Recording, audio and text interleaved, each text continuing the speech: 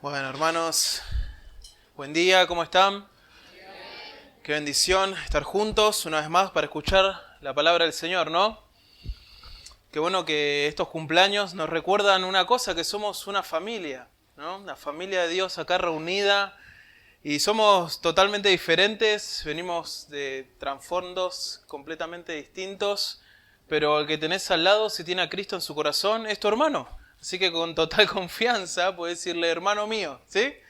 Así que vamos a 1 Corintios capítulo 11, vamos a seguir nuestro estudio, la palabra del Señor, y recordemos que la Escritura es inspirada por Dios y es útil para enseñarnos, ¿no? Entonces venimos con esa expectativa de ser enseñados por Dios a través de la Escritura. Es útil también para redarguirnos, nos convence la Escritura del pecado en el que estamos, y venimos con esa intención: Señor, háblame, mostrame lo oculto de mi corazón, mostrame si estoy en algo malo, ¿no?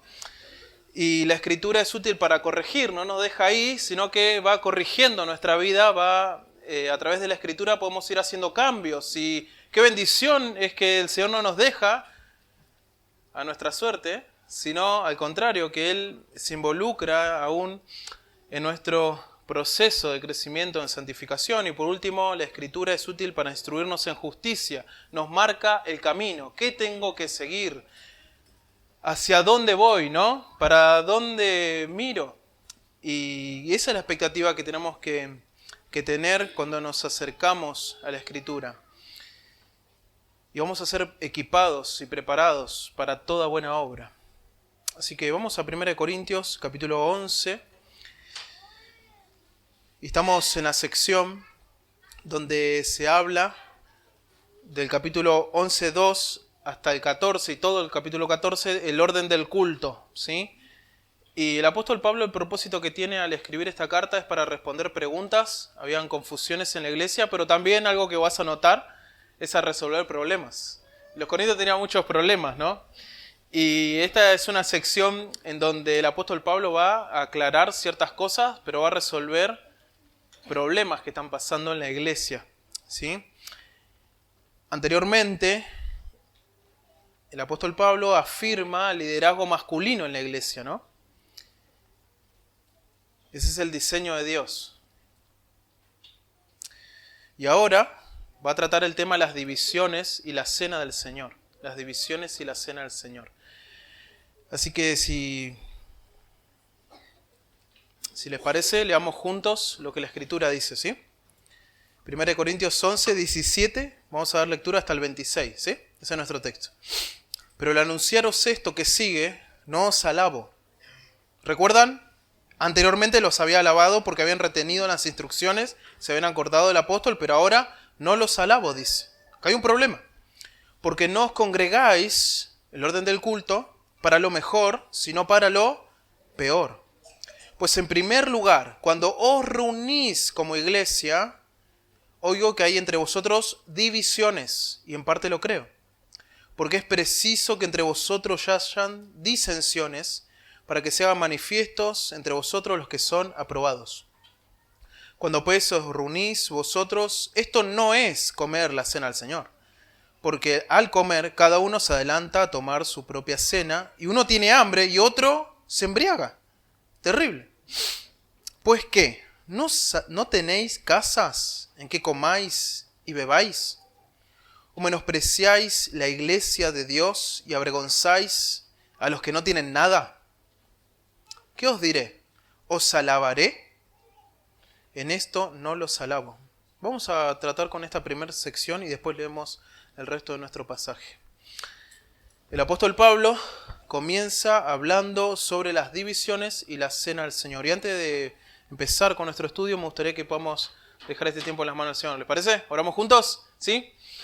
Señor, gracias por tu palabra, Dios. Gracias porque tu palabra nos santifica, nos da ánimo, nos purifica, Señor. Y disfrutamos de tu palabra, Dios. Es más dulce que la miel. Es lo que nuestra alma necesita, Señor. Te agradecemos por ello y te rogamos que nos hables a nuestro corazón conforme a nuestras necesidades, Señor. Y oro por cada uno de los hermanos que están acá presentes para que obres en su vida, Señor, a través de tu palabra. En Cristo Jesús. Amén. Las divisiones y la cena del Señor. Ese es nuestro primer punto del versículo 17 al 19. Las divisiones y la cena del Señor. Vas a ver que el gran tema hasta el 34 es la cena del Señor.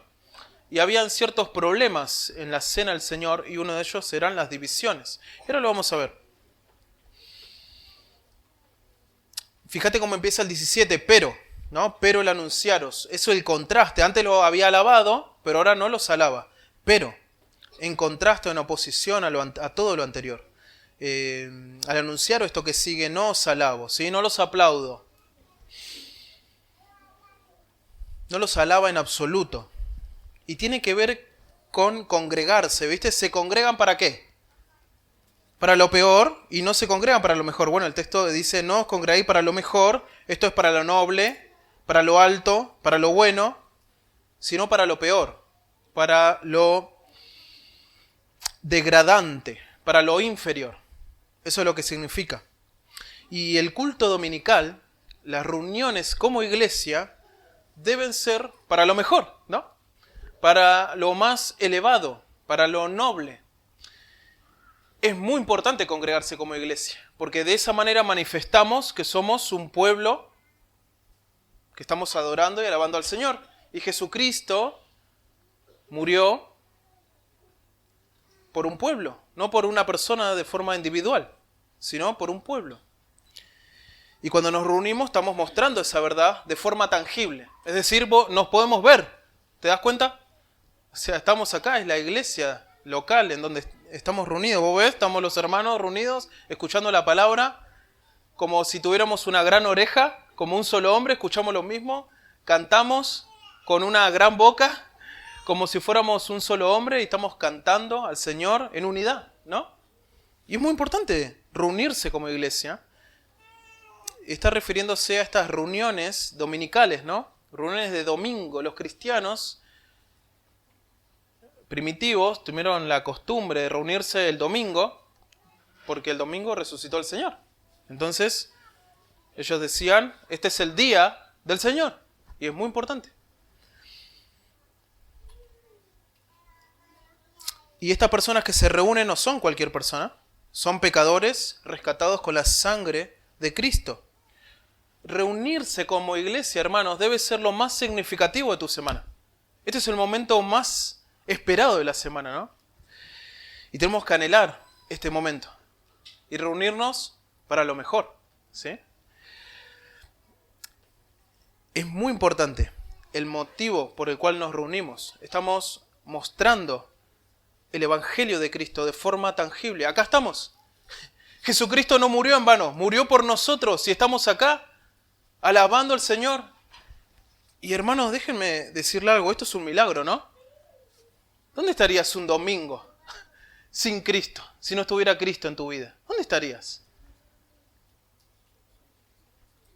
Debemos anhelar este momento, debemos disfrutar este momento, regocijarnos, y no solo nosotros los que hemos venido a Cristo, sino a nuestros hijos que aún no han venido a la salvación. Debemos alentarlo y mostrarle la bendición que tenemos de estar con el pueblo de Cristo, ¿no? Esto es un milagro y vos sabés que es un milagro.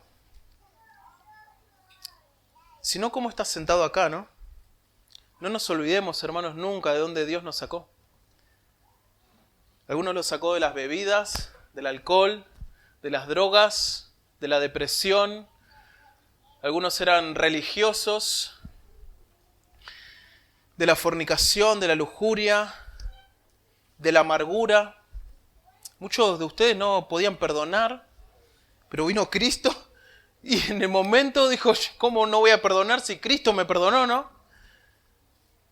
Vivamos de forma orgullosa, de forma egoísta, vivíamos para nosotros mismos y ahora queremos vivir para Cristo.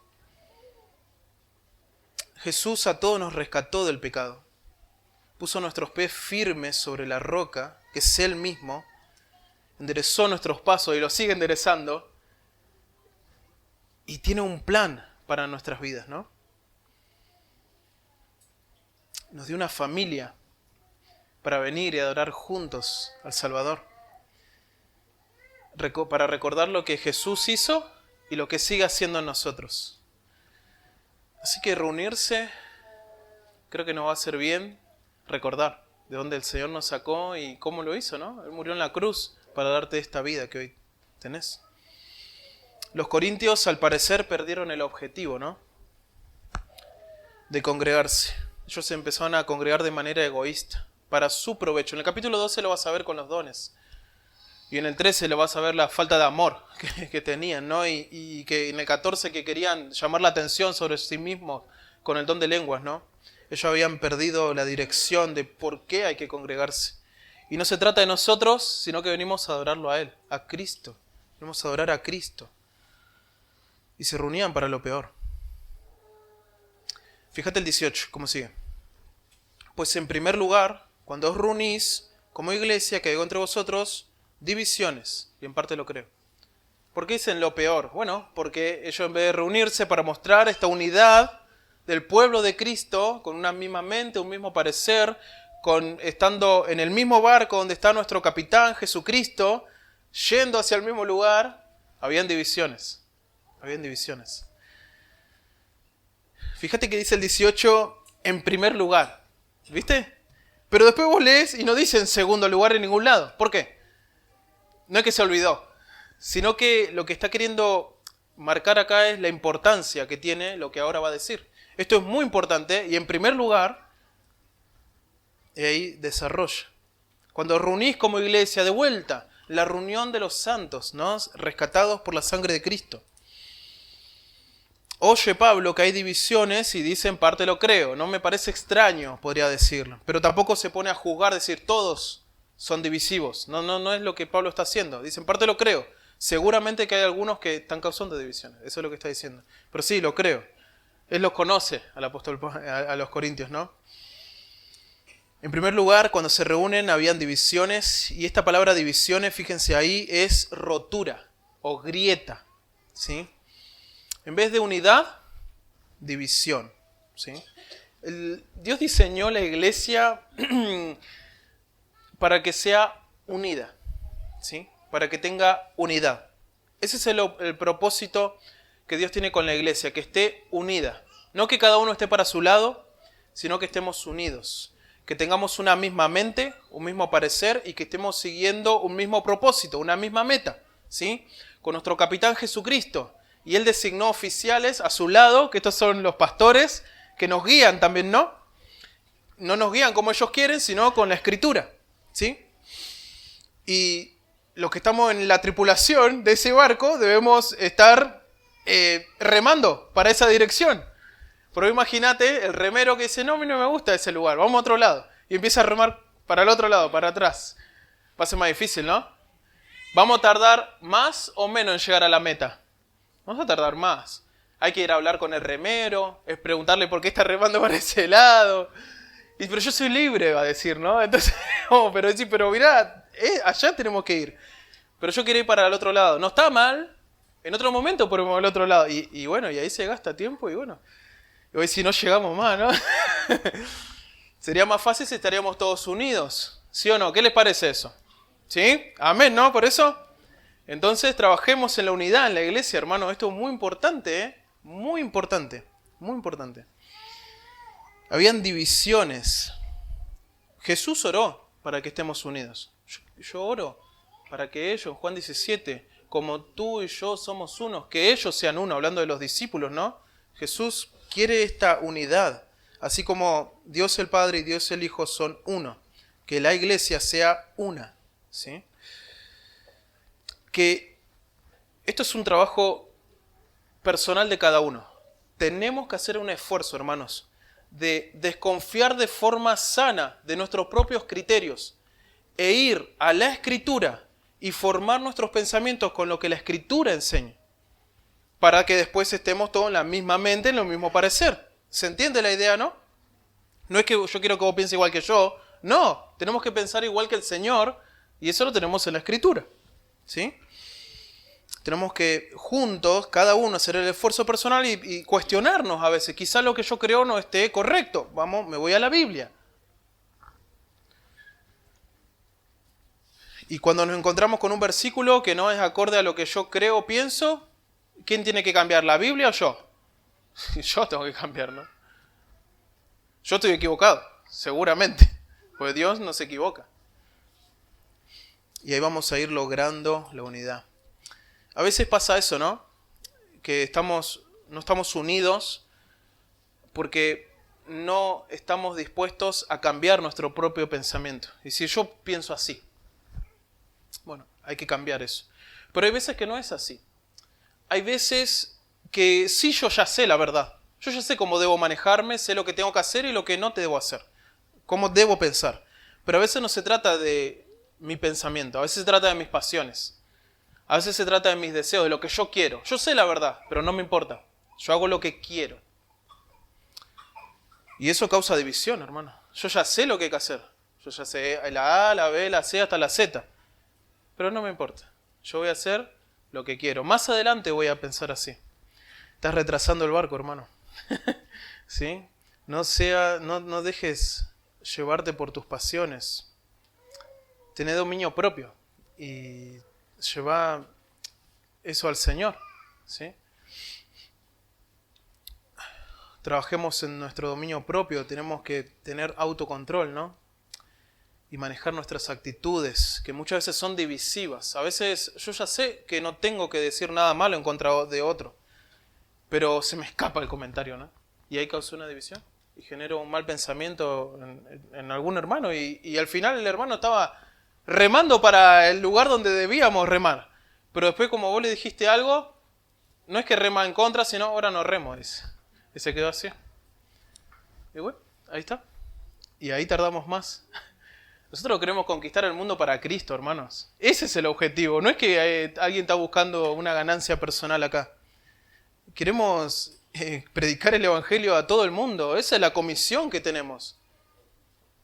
Queremos ser discípulos a todas las naciones. Esa es nuestra comisión. Y todos tenemos que remar. El barco de la IBM Leluar es grande, ¿eh? Es muy grande. Y tenemos que remar todos. No te puedes dar el lujo de decir, remo después. Ahora hay que remar. Vamos al 19. Fíjense. Porque es preciso que entre vosotros hayan disensiones, para que se hagan manifiesto entre vosotros los que son aprobados. Quiero explicar un poquito esta palabra disensión, ¿sí? Fíjense que dice porque. Esto da una razón. Una razón. Yo creo que hay divisiones. Oigo que hay divisiones. Porque es preciso, dice. O es necesario. Mirá, las divisiones son una obra de la carne. Y siempre están mal. Pero Dios se sirve de esas divisiones para hacer su obra de igual manera. A Dios nadie lo detiene, ¿sí? Es necesario que haya estas divisiones. Pero acá hay otra palabra, no dice divisiones. ¿Qué dice ahí? Disensiones. Es otra palabra. Y en el idioma original es una palabra diferente también. No es la misma. La primera era rotura. ¿Se acuerdan la traducción? Rotura, grieta. Pero esta disensiones es otra. Se puede traducir como secta, herejía y también disensión, ¿no? Esto es lo que motiva las divisiones, en realidad. Esto es lo que es el motor de las divisiones, las herejías. Ponete a pensar un poco. Un mal entendimiento de la verdad. Un mal entendimiento de quién es Dios. Un error de lo que la Escritura enseña, de lo que quiere para su pueblo, causa una división. Herejía, podemos decir ahí, ¿no? Entonces, pero también secta podría significar. Y es que es así, hermano, miren esto. A ver si lo puedo explicar para que ninguno se caiga del asiento. ¿Está bien? Sería así. Si vos, lo más normal es que si vos estás dividiendo la iglesia, tengas tu secta. Tengas tu grupito. Que se juntan a dividir la iglesia. Es rarísimo que uno solo divida la iglesia. Lo más normal es que tenga su secta. Es así, es un hereje pensando lo malo de forma incorrecta a la Escritura, no sujetándose, sabiendo la Escritura, pero no le importa, arma su grupito para distribuir estas ideas y ahí caen las divisiones. ¿Se entiende la idea? ¿Cómo funciona? Bueno, ahí está. Es lo que sucede, ¿no? En la iglesia. Es tristísimo esto. Esto no debe ser así, hermanos. Pero Dios es soberano y Él está por encima de todo esto. Asegúrate de no ser un hereje, ¿no? De no estar pensando incorrectamente en la palabra de Dios y no empezar a formar tu secta, a distribuir esas cosas en la iglesia. Mira lo que sigue. Para que se hagan, ¿qué cosa? Manifiestos o que se vean, podríamos decirle, que sea echada la luz en ellos, que se haga la luz en ellos, que se expongan. ¿Quiénes? ¿Los desaprobados, dice? No, los aprobados. Aquellos que no son participantes de estas sectas, podríamos decirle, ¿no? Aquellos que son aprobados delante de Dios. ¿Te das cuenta? El apóstol Pablo acá no quiere, por lo menos en este texto, no quiere manifestar a estas personas que están dividiendo. No, él quiere manifestar a otro tipo de creyentes, a los que no están dividiendo, a los que están aprobados delante de Dios, a los que se autocontrolan, a los que son humildes, se sujetan a las escrituras, a los que son maduros espiritualmente, a ellos quiere exponerlo. A los otros, por ahora no importa. ¿Sí? Estas disensiones, estas divisiones van a manifestar quiénes son aprobados, quiénes son aprobados delante de Dios.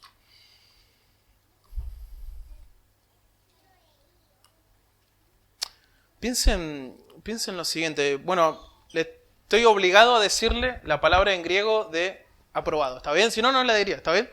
Es dókimos. ¿Está bien? Recuerden esa palabra. Dókimos. Con K, como suena. Porque hay otra palabra que es desaprobados, que es adókimos. La A es el que niega, ¿no?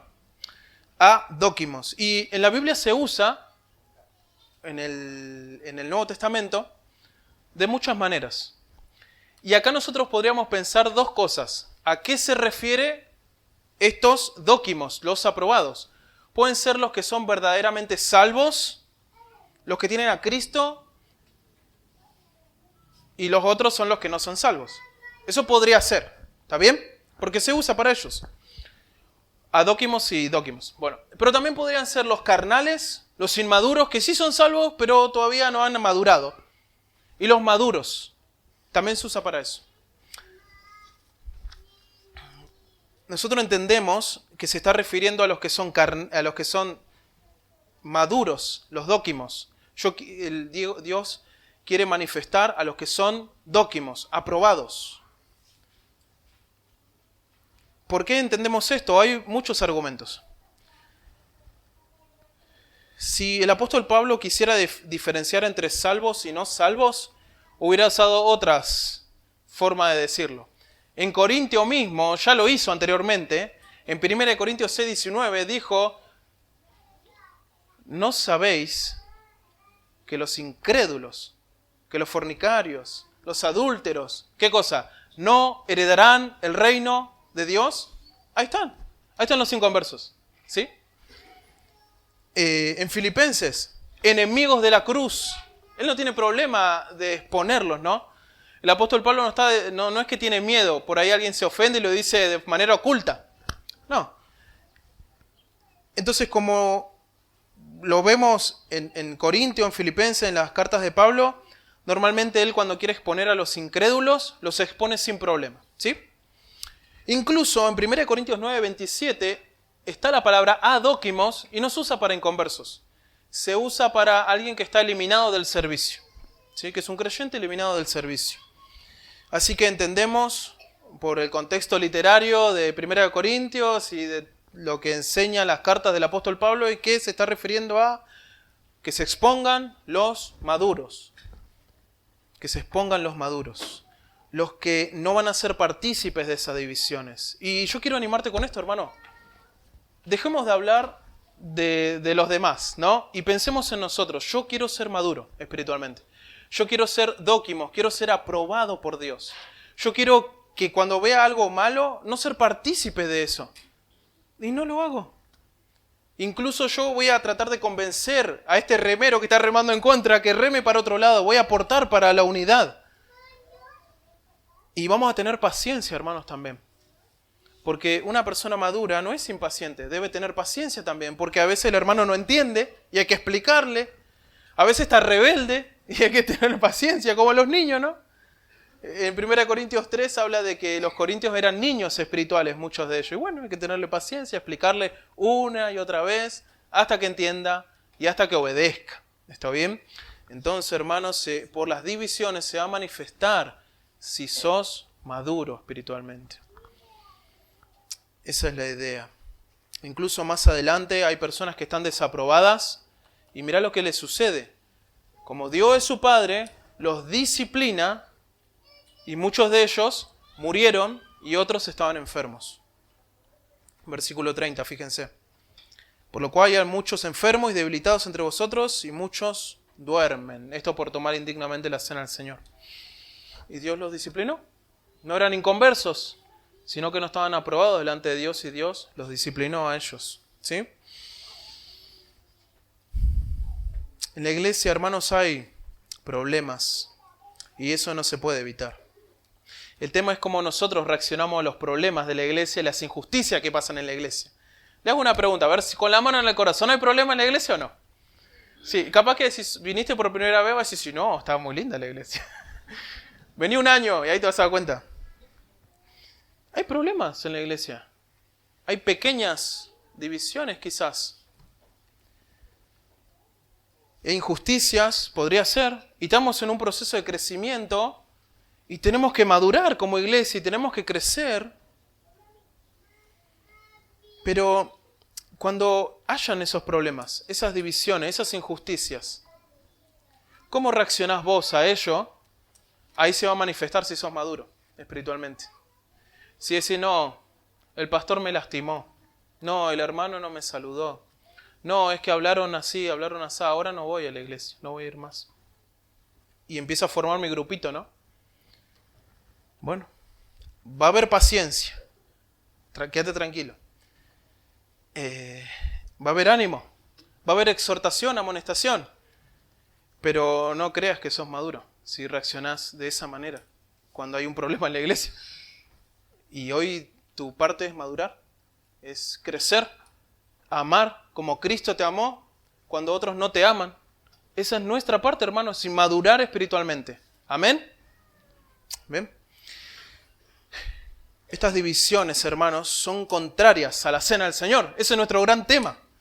Estas divisiones son contrarias a la cena del Señor. Porque la cena del Señor es un símbolo de que un pueblo debe recordar la muerte del Señor hasta que Él venga. Y la practicamos estando juntos y mostramos que somos un pueblo rescatado por Cristo y recordamos todo eso en la cena del Señor. Deberíamos estar unidos en la cena del Señor, ¿no? ¿Qué te parece si estamos todos peleados en la cena del Señor? ¿Cómo participaríamos? Las divisiones distorsionan el carácter de la cena del Señor. Porque ahí recordamos el amor más grande. Mientras estando divididos somos egoístas, ¿no?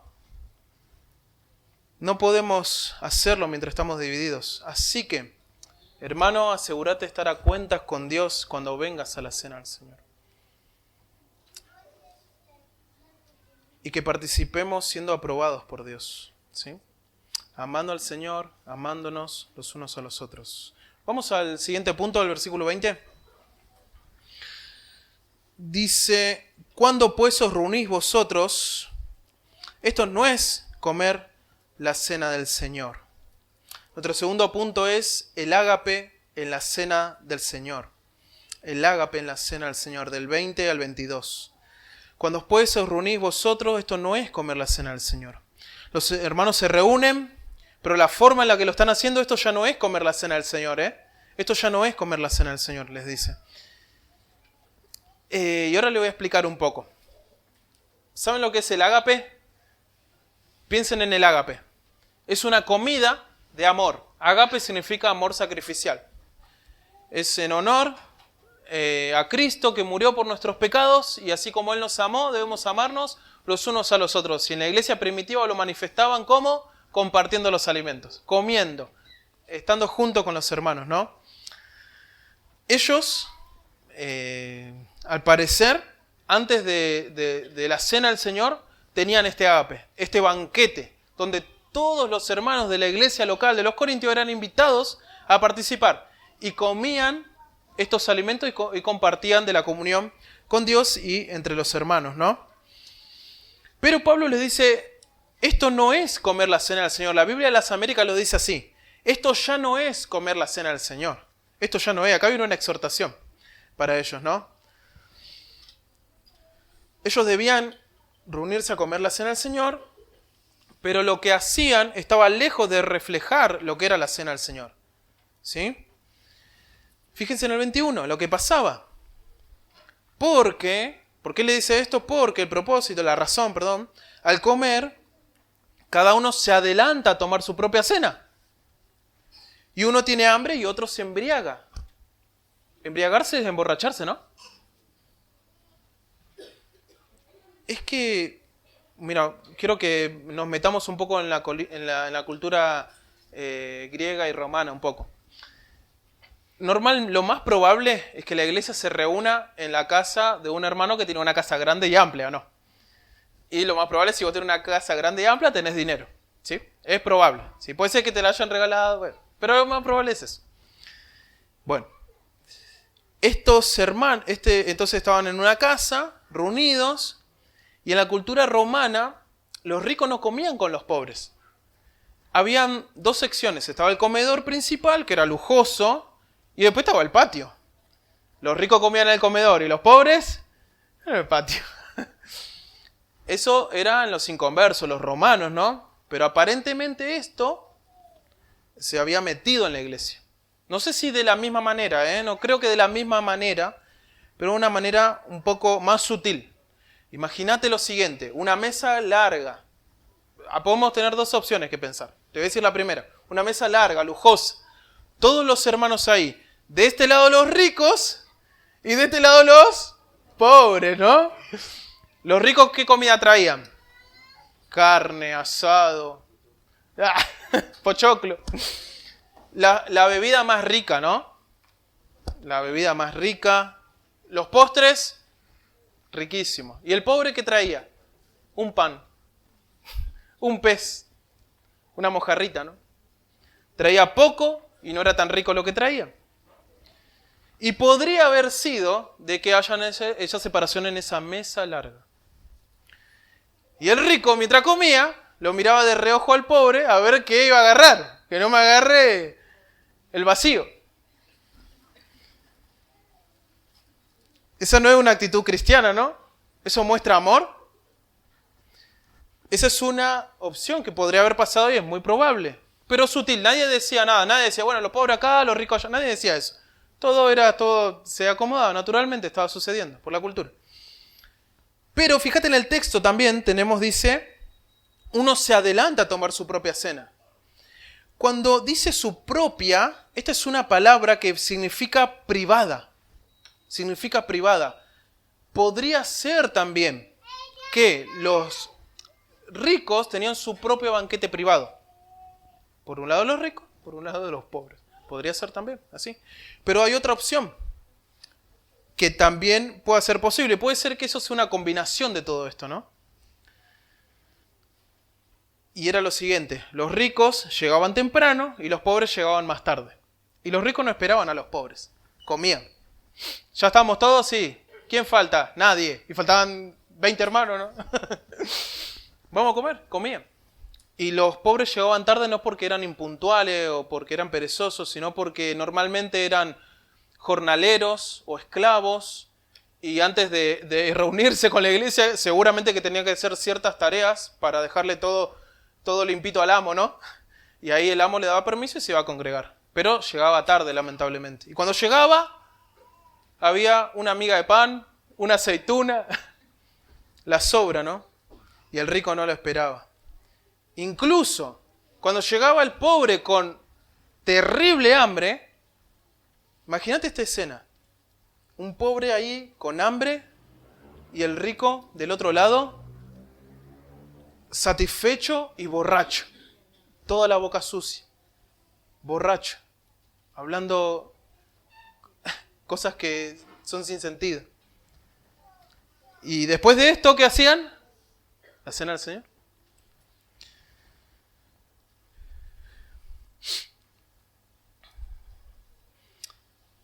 Esto no era amor de ninguna manera, ¿no? No era amor de ninguna manera. Fíjense en el 22. Pues ¿qué? ¿No tenéis casa en que comáis y bebáis, o menospreciáis la iglesia de Dios y avergonzáis a los que no tienen nada? ¿Qué os diré? ¿Os la alabaré? En esto no los alabo. En esto no los alabo. Muchos estaban usando la cena del Señor como un pretexto para reunirse, estar con sus amigos, pasar el rato y comer. Pero ese es el sentido de la cena del Señor. ¿Somos nosotros el centro? Cristo es el centro, ¿no? Se habían olvidado completamente, ¿no? Y el amor entre hermanos, eso es el centro, no nosotros. Imagínense eso, ¿no? Y ellos estaban menospreciando la iglesia de Dios. Estaba desestimando la iglesia de Dios. Las tenían en menos. La iglesia no es el edificio, ¿no? Son las personas. Ese hermano pobre es parte de la iglesia, hermano. El hermano que tenés al lado, que tiene a Cristo en su corazón, es parte de la iglesia, hermano. No podemos menospreciarnos los unos a los otros, porque al menospreciarnos los unos a los otros, estamos menospreciando la iglesia de Cristo. Y Él, para comprar esta iglesia, murió en la cruz. La pagó con un precio muy alto. Y es peligroso menospreciar la iglesia de Cristo. ¿Y cómo menospreciamos la iglesia de Cristo? Menospreciando a mi hermano, porque mis hermanos son la iglesia de Cristo. Y lo segundo, estaban avergonzando a estos hermanos pobres. Y los humillaban. Quizás no le decían palabras, pero con las actitudes, las acciones los estaban humillando. ¿Y Pablo los tenía que alabar? No, Pablo está indignado. Pablo está indignadísimo. ¿Y qué, los tengo que alabar? Les dice. Obvio que no. Claro que no. Por supuesto que no. En definitiva, no. No los voy a alabar por esto. Al contrario, los voy a denunciar. Porque lo que están haciendo está mal. Quizás los corintios no se daban cuenta de la profundidad del pecado en la que estaban viviendo. Incluso Dios había matado a algunos de ellos por hacer este tipo de cosas en la cena del Señor. Y otros estaban enfermos. Imagínate el rico enfermo que estaba haciendo esto, que no discernía el cuerpo del Señor. Oren por mí, hermanos. Y el hermano le dice, pero creo que Dios te está disciplinando porque estás deshonrando al Señor. Vos me estás juzgando, decían, ¿no? Y era verdad, Dios lo estaba disciplinando. Pablo no tiene palabras para describir esto. Y le dice, ¿los alabaré? Claro que no los alabo, ¿no? Y hermanos, nosotros en nuestra cena del Señor, incluso cuando hacemos ágape, yo sé que no es como los corintios. Si no hay ningún borracho ni nada de eso, y no esperamos, y hay un amor entre nosotros. Si no estamos viviendo esto de los corintios. Pero creo que debemos prestar mucha atención en estas actitudes, ¿no? Para que no se nos peguen a nosotros y estar menospreciando la iglesia de Dios. No solo en la cena del Señor, sino en otras áreas de nuestra vida, ¿no? Y tenemos que tener cuidado con este espíritu divisivo que hace distinción. Este espíritu clasista, ¿no? Que acá está, este es mi grupo y ese es tu grupo. Somos la iglesia, hermanos, somos una familia.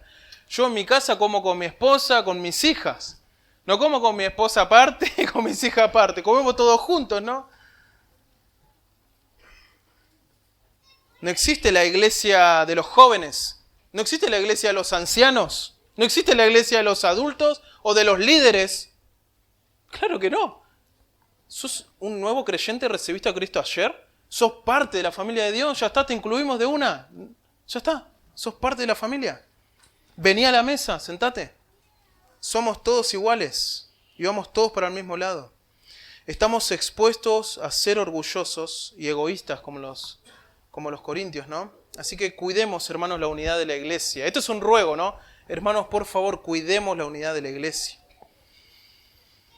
Por algo Dios puso líderes y pastores en la iglesia, ¿no? Para que sean nuestra guía. Debemos refrenar nuestras lenguas y aportar a la unidad de la iglesia, ¿no? No busquemos no ser herejes, ¿no? De no estar pensando incorrectamente de la Escritura. Y formar nuestra secta, nuestro grupito. Y con sinceridad ajustémonos a la Escritura. Y hermanos, también cuidemos el amor en la iglesia, ¿no? Seamos pacientes los unos con los otros. No seamos tan duros con los que son más débiles, con los que recién están empezando. O hermanos que están viviendo situaciones difíciles en lo personal. No seamos tan duros con ellos, hermanos. Tengamos paciencia. Seamos amorosos, hermanos, con ellos, ¿no? O el Señor Jesucristo fue duro con tu vida. Jesús fue amoroso y paciente, ¿no? Y así debemos ser con las debilidades de otros. A veces nuestra sinceridad con algunos es impaciencia. Y nuestras quejas de las debilidades de otros solamente son falta de amor. Hermanos, procuremos estar aprobados delante del Señor, ¿no? Procuremos estar aprobados delante del Señor. Y vamos al número 3, la importancia de la cena del Señor. Fíjense el versículo 23 en adelante. Porque yo recibí del Señor lo que también os he enseñado. Que el Señor Jesús, la noche que fue entregado, tomó pan y habiendo dado gracias, lo partió y dijo: tomad, comed, esto es mi cuerpo que por vosotros es partido. Haced esto en memoria de mí. Asimismo también tomó la copa después de haber cenado, diciendo: esta copa es el nuevo pacto en mi sangre, haced esto todas las veces que la bebiereis en memoria de mí. Así pues, todas las veces que comiereis este pan y bebiereis esta copa, la muerte del Señor anunciáis hasta que Él venga. ¿Por qué Pablo estaba tan indignado? Este es el motivo. Es que la cena del Señor es muy, muy importante. Y es por eso que el pecado de los corintios era muy grave. Porque la cena del Señor es demasiado importante como para conducirse de la manera que se estaban conduciendo. Número 1, la cena del Señor no se trata de nosotros, sino de Cristo. ¿Y ellos cómo estaban viviendo? Como si se tratara de ¿quién? De ellos. Es su mesa, no nuestra mesa. Y quiero que recordemos el contexto en Lucas 22. Jesucristo esa noche iba a ser entregado en la cena pascual. Él instituye la cena del Señor ahí con sus apóstoles. Esta ordenanza que va a dar, haced esto en memoria de mí, lo hace antes de ser crucificado. Antes de ser crucificado. Importantísimo. A todos los discípulos reunidos en una reunión privada con los 12. Instituye la cena del Señor. ¿Y qué tan importante es esta cena? Es porque se trata de Cristo, porque se trata del Evangelio de Cristo, porque nos recuerda que somos necesitados de Cristo, porque nos recuerda que al participar, que todos tenemos una igual condición delante de Dios y somos iguales delante de Dios, pecadores, rescatados, y porque anunciamos nuestra esperanza, que es Cristo. Y fíjense la actitud de los corintios, de algunos de ellos, de los que no estaban aprobados, habían destruido lo sagrado, lo solemne de la cena del Señor, ¿no? Lo santificador de la cena del Señor. Fíjense cómo empieza el versículo 23. Yo recibí del ¿quién? Del Señor, el soberano, del supremo en autoridad, del Señor. Él es quien dirige la iglesia, el Señor Jesucristo. Lo que también os he enseñado. Aparentemente los corintios ya tenían esta instrucción. Y ellos estaban practicando todo esto a sabiendas. No es que ellos no sabían, ellos sí sabían. El apóstol Pablo ya le había instruido con respecto a la cena del Señor. Lo que pasa es que nosotros no tenemos esa carta. O cuando él fue a Corinto, no tenemos esos registros, pero él dice: yo recibí lo que también os he enseñado. En pasado, yo ya le enseñé esto. Ellos sabían lo que estaban haciendo y sabían lo importante que era la cena del Señor. Y a sabiendas hacían lo que hacían. Eso es una tragedia, ¿no? Que el creyente puede ser que peque por imprudencia, por falta de conocimiento, por negligencia, que no se dio cuenta, pero cuando peca sabiendo lo que hace, el Señor va a salir a tu encuentro.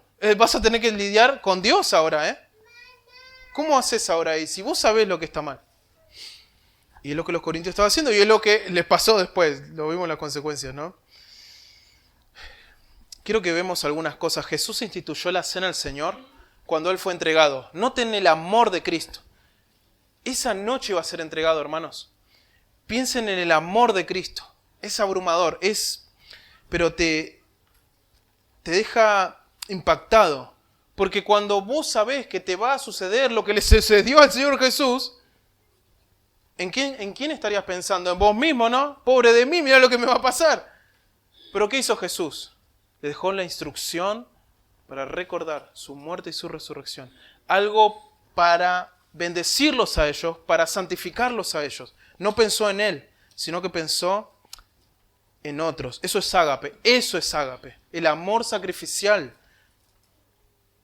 Jesús tomó pan, fíjense en el texto, Jesús toma pan, da gracias por el pan.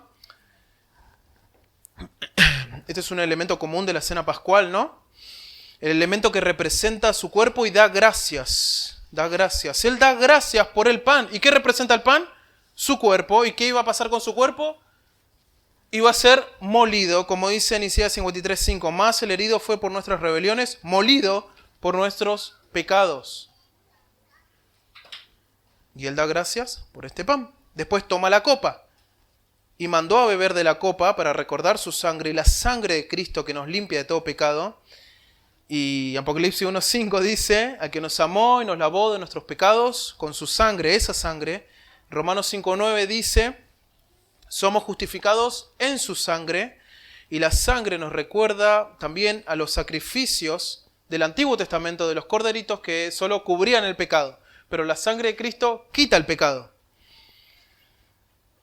Y no por la sangre de machos cabríos ni de becerros, sino por su propia sangre. Entró una vez y para siempre en el lugar santísimo, habiendo obtenido eterna redención.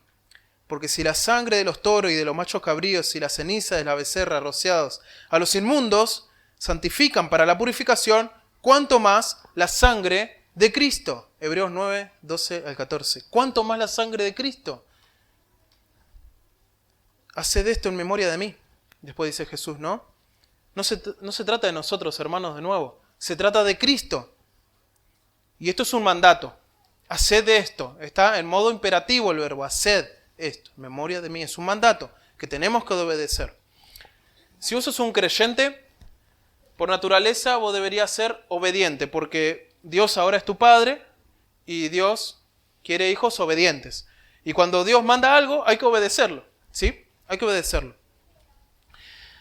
Y la cena del Señor es no solamente que es muy importante y que es para recordar a Cristo, sino que también es un mandato. Y como es un mandato, no tenemos opción. Tenemos que obedecerlo. Si no lo obedezco, ¿cómo se llama eso? A ver. ¿Cómo se llama? Rebeldía o pecado, ¿no? Si yo no obedezco algo que Dios me está diciendo, estoy en pecado. Esto se lo dice a los hijos de Dios, ¿no? Claro, no es para todo el mundo. Es para los que tienen a Cristo en su vida. Jesús es como si fuera que nos dice, toma mi cena, quiero comunión con vos. Quiero que te acuerdes de mí. Quiero que te acuerdes de mi obra en la cruz. Quiero que recuerden cuánto los amo. Quiero que nunca se olviden lo que hice por mi iglesia. Y quiero que recuerden que voy a regresar. Esto es un mandato. ¿Y quiénes participan de este mandato? Los creyentes. Así que, si vos sos un discípulo de Jesús, si vos sos un cristiano, si vos tenés a Cristo en tu corazón, tu deber es tomar la cena del Señor. Y sí o sí hay que hacerlo. Pero no me siento digno. Qué bueno que no te sientas digno, porque no lo sos. ¿Quién es digno? A ver. Ninguno. Hay uno solo y es Jesucristo. Y Él es el que nos dice, toma mi cena. Tu corazón debe anhelar la cena del Señor. Y cuando venimos a la cena, recordar a Cristo y su amor, el amor de Cristo, en memoria de mí. en memoria de mí. No se trata de mí, sino de Cristo. Y ojalá, hermanos, que los hombres sean todos olvidados, ¿no? Y que solo nos acordemos de Cristo. Ojalá que no exista ninguna memoria en nosotros. ¿Para qué? No somos importantes, ¿no? Ojalá que solo recordemos a Cristo. Es solo Cristo. Hermano, ¿crees que tu iglesia crezca en unidad y amor? Olvídate de vos mismo y centrate en Cristo. Ese es el tema acá, ¿no? ¿Crees que la iglesia crezca en unidad? Olvídate de vos, de tus deseos, de tus preferencias, de tus caprichos. Olvídate de vos y pensá en lo que Cristo quiere y andá en pos de eso. Y vas a ver cómo vos vas a crecer en amor, cómo la iglesia va a crecer en amor. Cuando la iglesia se centra en sí mismo, cuando cada miembro en particular se centra en sí mismo, ahí empiezan las divisiones, las grietas, ¿no? Y lo más normal es que no olvidemos de Cristo, de lo que Él hizo por nosotros, no olvidemos de donde Dios nos sacó, y ya estamos luchando una batalla que vos decís, ¿qué estoy haciendo, no? ¿Qué estoy haciendo? Si Cristo me salvó, y ahora yo quiero vivir para Él, es muy sencillo, no muy simple. Cristo me salvó y ahora quiero vivir para Él. Punto. Pero el pecado nos engaña, hermanos. Y nos hace creer de que nuestros derechos valen, ¿no? Pero cuando miramos a Jesús, Él nos aferró a sus derechos, sino que se despojó de todos sus derechos para darnos vida a nosotros. Imitemos su ejemplo, imitemos el ejemplo de amor de Jesús. Olvidémonos de nosotros y centrémonos solo en Jesucristo, en memoria de Cristo, en memoria de Él. Porque solo Él importa, no somos importantes, hermanos, solo Cristo importa. Cuando participamos de la cena, hay hermanos que se levantan y comparten y es una gran bendición y alentamos a que lo hagan, hay que hacerlo, pero no son los importantes de ese día. Hay hermanos que se levantan, piden una canción y qué bueno eso, ¿no? Porque están sirviendo a Cristo y es una bendición que los hombres se levanten y la verdad que a mí me anima, pero ellos no son los importantes. Los que están tocando en alabanza, qué servicio, ¿no? Pero ellos no son los importantes. El que predica acá y se para y nos explica la palabra, qué bendición, ¿no? Pero ellos no son los importantes. El consejo pastoral que se junta acá y reparte la cena del Señor, qué bendición, somos una banda y a veces algunos se olvida y no damos, pero qué servicio tan bueno. Pero ellos no son los importantes. Hay hermanos que toman un tiempo y esto a veces no lo vemos, pero hay hermanos y hermanas que preparan la mesa, hacen el pan, ponen las copitas, las lavan, ¿sí? Pero ellos no son los importantes tampoco. Jesús es el único importante, no nosotros, hermanos, no nosotros. No tenemos que olvidarnos de eso. Ojalá los hombres se olvidaran de nosotros y nos centremos solo en Cristo. Hermanos, recordemos que somos polvo, pero que Él nos ama. Que somos pecadores, pero el Hijo de Dios murió por nosotros. Y si vas a recordar tus pecados, hermano, recordalo a la luz del Evangelio de Cristo. Está todo perdonado. Jesús dijo, consumado es, la deuda está saldada, todo perdonado. Y la cena del Señor es un recordatorio de eso. Es un recordatorio de eso. Para finalizar, dice el 26, así pues todas las veces que comieres este pan y bebieres esta copa, la muerte del Señor anunciáis hasta que Él venga. Todas las veces, esto para practicarlo regularmente, y la cena del Señor, en ella buscamos recordar la muerte de Cristo en favor de nuestros pecados. En la cena del Señor recordamos que no somos los únicos salvados. Dios salvó a un pueblo y que se reúne a nuestro alrededor, ¿no? Y debemos amarnos los unos a los otros como Jesús nos amó. La cena del Señor en la cena del Señor evidenciamos nuestra eterna comunión con Cristo y con su pueblo. Y en la cena del Señor pensamos por completo en la obra redentora de Cristo, en su muerte, la crucifixión, la sepultura, la resurrección, la ascensión a los cielos y la promesa de que siempre va a estar con su pueblo y un día no va a venir a buscar hasta que Él venga. Hasta que Él venga. La cena del Señor es un medio de gracia, hermanos, para la iglesia, para santificarnos, para dejar de lado el orgullo y centrarnos solo en Cristo. Dejar de lado el egoísmo y centrarnos en Cristo y nuestros hermanos. Y creo que es la manera para tener unidad en la iglesia, ¿no? Seguir a nuestro capitán Jesús. Y procuremos venir a esa mesa, hermanos aprobados. Y si no lo estamos, no participo de la cena. Sos un hijo de Dios. No podés lidiar con el pecado con más pecado. Lo que tenés que hacer es arrepentirte del pecado, pedir perdón a quien tengas que pedir perdón y participar con total libertad porque Dios te ama y Él te está invitando a esta mesa. La cena del Señor, hermanos, es el recordatorio de los sufrimientos del Señor Jesús a favor nuestro por su amor.